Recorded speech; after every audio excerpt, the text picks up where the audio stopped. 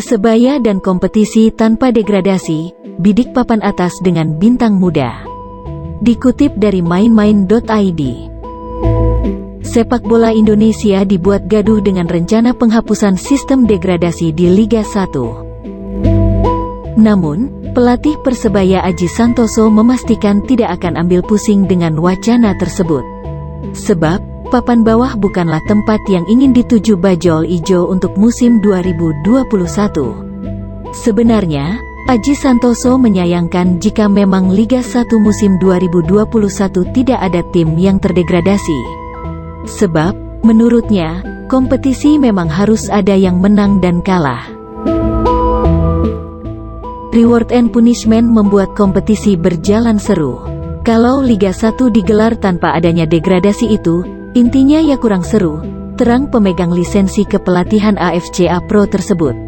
Meski begitu, ia tidak ingin larut dalam polemik sistem degradasi. Aji menegaskan sedang fokus untuk membangun timnya menjelang musim baru.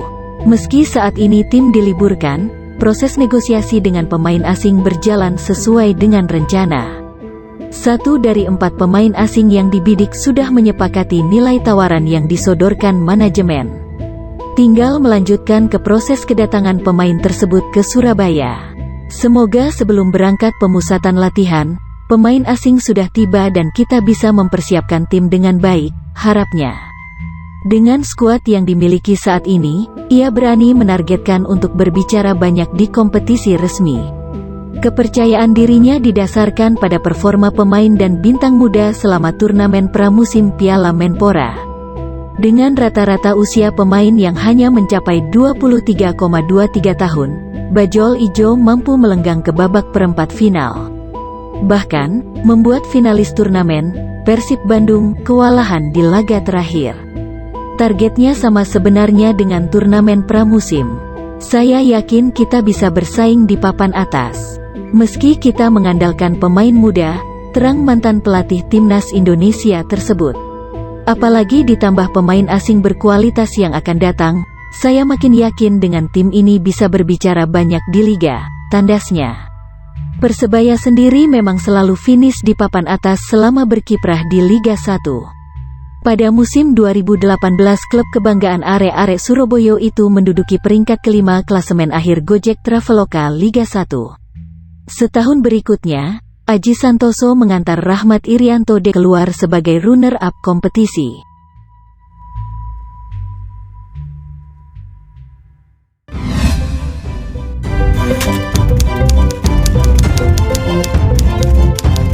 Persebaya hampir deal dengan 1 pemain asing. Dikutip dari jawapos.com. Gerak Persebaya Surabaya dalam memburu pemain asing memang senyap. Pada saat tim-tim lain sudah berkomunikasi bahkan deal dengan pemain asing, Green Force masih adem ayem. Belum ada kabar perekrutan. Manajer Persebaya Chandra Wahyudi menuturkan, pihaknya tidak diam. Komunikasi dengan calon pemain asing baru sudah dilakukan. Setidaknya sudah ada 4 pemain asing yang dalam proses negosiasi. Mudah-mudahan sampai lebaran ini kami bisa dapatkan 1, 2, atau 3 pemain asing yang sudah deal. Setelah itu, kami akan atur kedatangannya ke sini, tuturnya. Chandra menjelaskan, perekrutan pemain asing saat ini, khususnya pada masa pandemi, tidak mudah. Manajemen juga harus memikirkan cara mendatangkan pemain tersebut ke Indonesia. Apalagi, nama-nama yang disodorkan pelatih Persebaya Aji Santoso merupakan nama baru di sepak bola Indonesia. Tentu, mendatangkannya butuh waktu. Selain administratif, karantina dan protokol kesehatan wajib dilakukan. Kami saat ini sudah komunikasikan dengan perwakilan pemain asing tersebut. Tinggal tunggu jawaban, mudah-mudahan secepatnya, harapnya. Ya, Persebaya memang harus berkejaran dengan waktu. Setidaknya pemain asing yang akan bergabung harus sudah tiba di Indonesia pekan depan.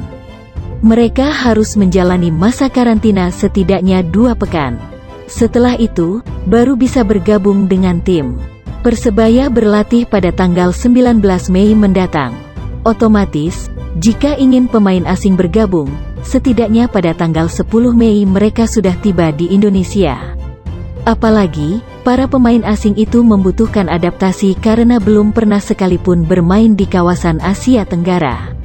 Pria asal Bojonegoro itu menambahkan, setidaknya fokus Persebaya saat ini adalah mendatangkan satu pemain asing dulu. Satu pemain tersebut nanti bisa membantu pemain asing baru lainnya untuk beradaptasi. Karena dari 4 ini, satu yang sudah hampir pasti ideal. Nanti yang lain-lain mengikuti, tuturnya.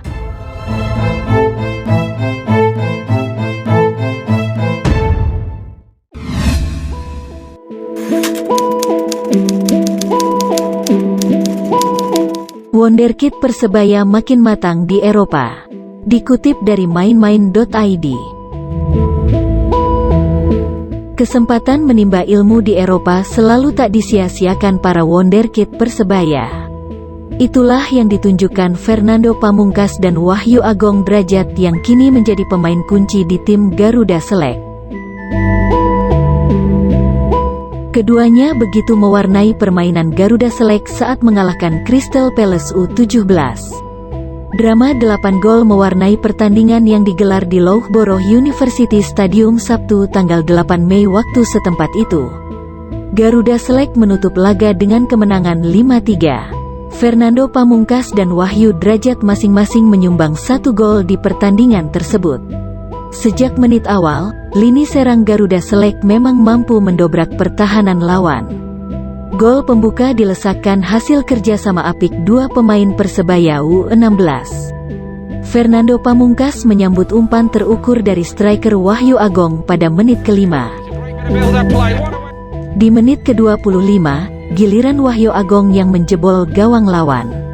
Pemain asal Mojosari, Mojokerto, itu sukses memanfaatkan umpan silang dari striker Muhammad Faiz Maulana. Namun, Garuda Select harus kebobolan 1 gol di awal babak kedua.